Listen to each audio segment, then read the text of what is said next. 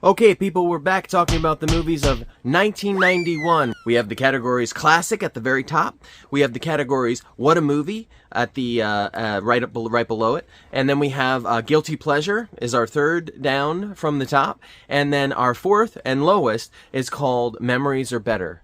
Meaning that maybe you remembered it being better than it actually is now, or that your opinion has changed for whatever reason. Each movie that we talk about is going to sit nicely into one of those categories, and by the end of this, hopefully we can come up with a nice top 10 movies of 1991 list. That's the gist. That's basically how it goes. So, our next movie in line is called FX2.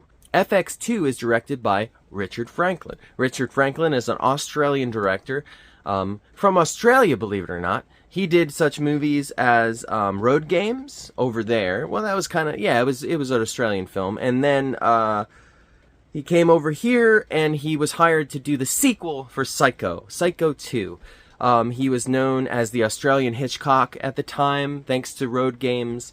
So they said, hey, let's pluck this newcomer up and have him tackle. He's supposed to be the new Hitchcock of Australia.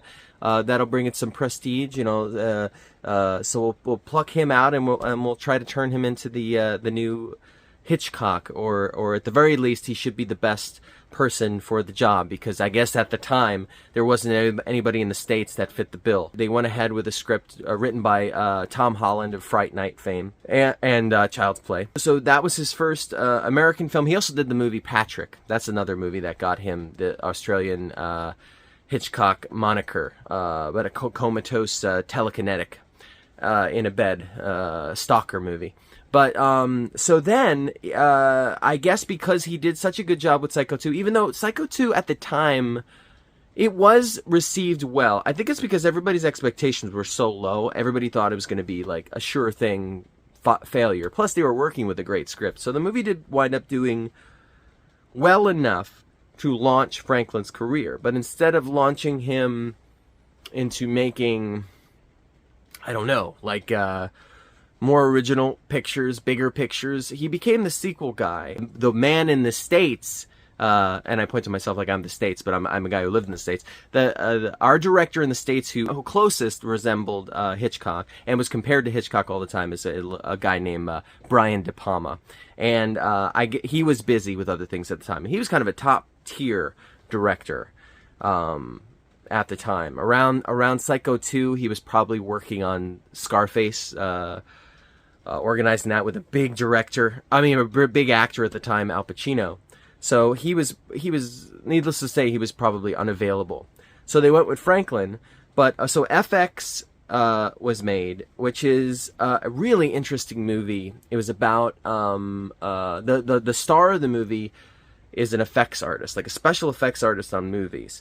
And it basically just follows him. It deals with the ins and outs of effects work a bit, but then he's basically recruited by the FBI or somebody like that, some organization, to kind of similar to like a Blowout type of situation, where he's meant to help the undercover agents hide better and stuff like that, and stage deaths and things like that. So they basically, if they want to fake something, they're going to hire the professional who does this for a living, who fakes reality for a living. So they hire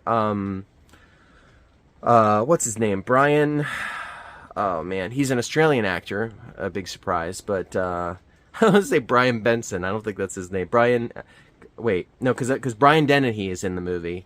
Is kind of his, like, not partner, yeah, kind of a partner. But, what's his name? Brian Denson? No, Brian... Fuck, I don't know. Well, I got the guy in back of me. That's him right there.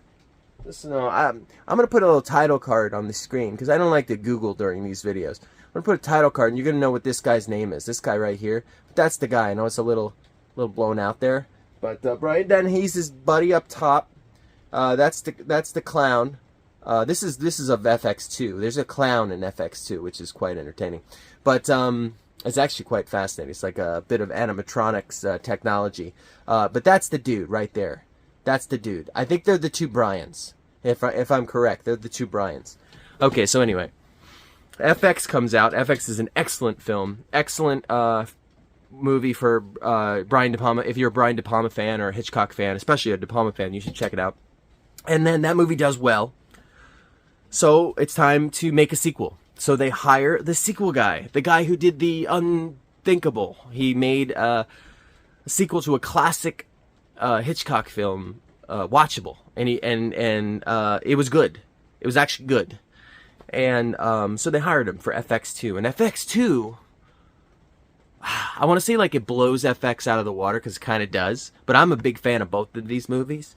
But FX2 is amazing. It starts with like kind of a fake out. One of the best fake outs in movie history, where you think you're watching one thing and then it winds up being something else. Another De Palma trope, among other people there who've done it. Like I'm thinking of Blowout. The opening of Blowout, where they you think you're watching. It's basically a lot like that. You know, because I think that everyone says that Franklin pulls from Hitchcock, because he does, but I think he like inevitably happens whenever you modernize Hitchcock, because you wind up lifting from De Palma more than Hitchcock, because De Palma is basically a modernized Hitchcock. He does all the naughty extreme things that Hitchcock couldn't get away with at the times.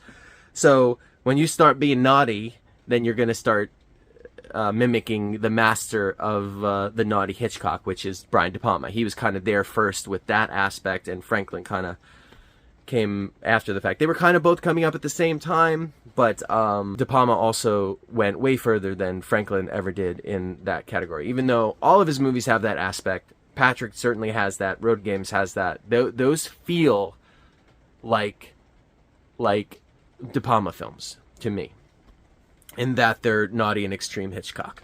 But anyway, FX starts with that blowout opening of sorts, you know, where a movie within a movie thing, and it's great, it's brilliant. There's some extra in the way that a sequel is supposed to be. They double down in every way they should. The effects are bigger, more outlandish. There's an animatronic clown, like I said. So they're trying to move with the times, technologically speaking. At the time, in the 80s, special effects artists were rock stars. They were looked at as like the coolest thing you can be in the movie industry.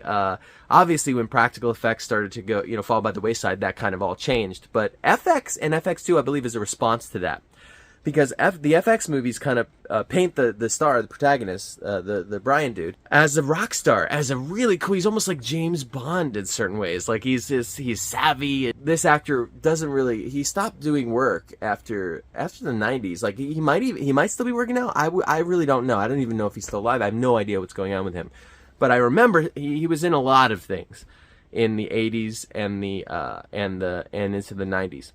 And so FX is a response to the rock star special effects guy, and it does it in the best way. And Brian Dennehy is great. I just saw him in a movie that I didn't even remember he was in, because I like him when he plays like kind of edgier characters, like in these movies.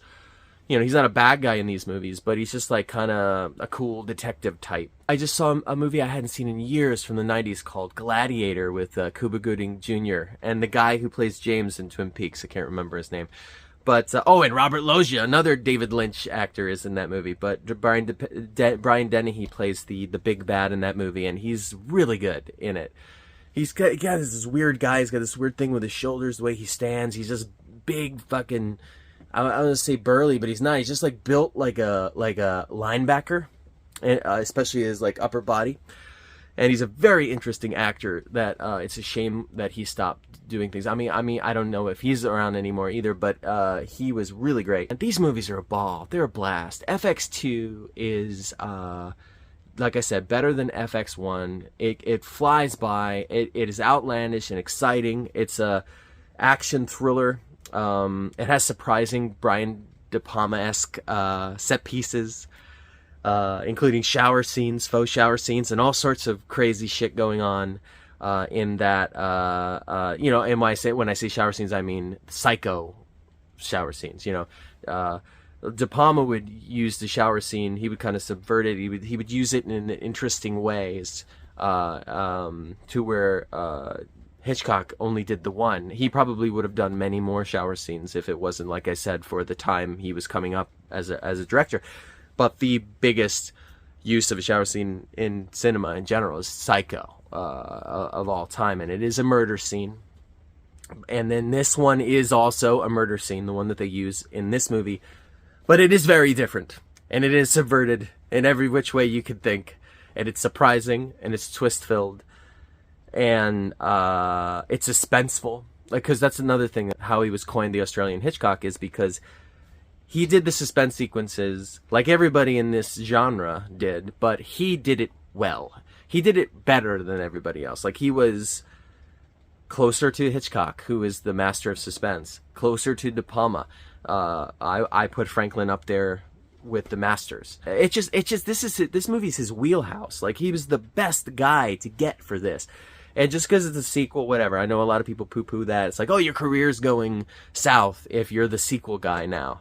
But a lot of my favorite movies are sequels, so I think that could be great. And I think it's an awesome arena to play in as a creator, because everything's already been established. So you could just go fucking wild, and he goes wild.